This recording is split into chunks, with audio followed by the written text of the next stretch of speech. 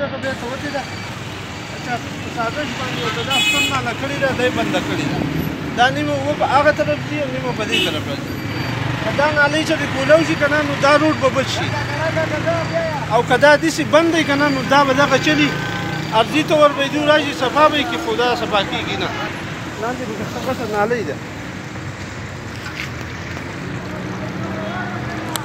کړې ده نو په وخت کې چا ورته څه ویلي نه دي یا په سازش باندې دا ستر ناله شوې ده مخامخ دې ته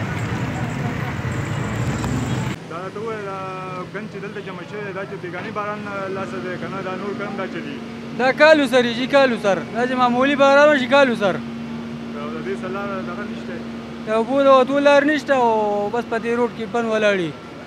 کې ځي اچھا دوکانونو ته ځي او د وتو لارې نشته دا اوبه چې دا د پرې نه راځي که نه دا کم دی دا بره د غرونو نه راځي چې جمع شوی دا اوس نه دی بېګاني باران سره دی که نه مخکې نه هم دا چلي دا د مخکې نه هم دا چلي د دې غټه وجه دا ده چې دغه نالۍ چې ده سیده وتې ده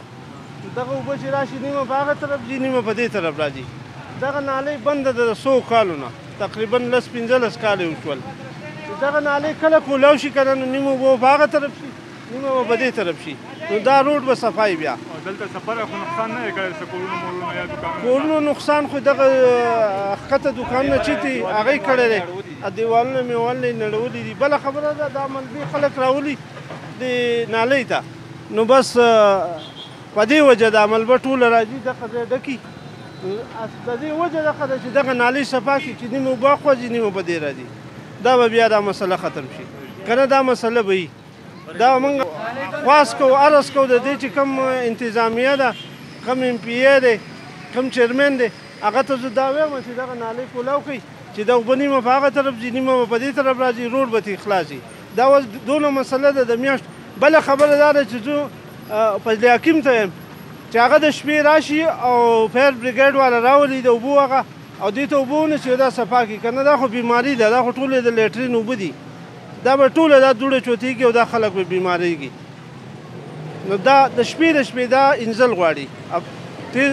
پیپ ورته لګول غواړي ښه تیز چې دا اوبه د اسقاواله نالۍ ته که نه دا دوړه خو نه ځي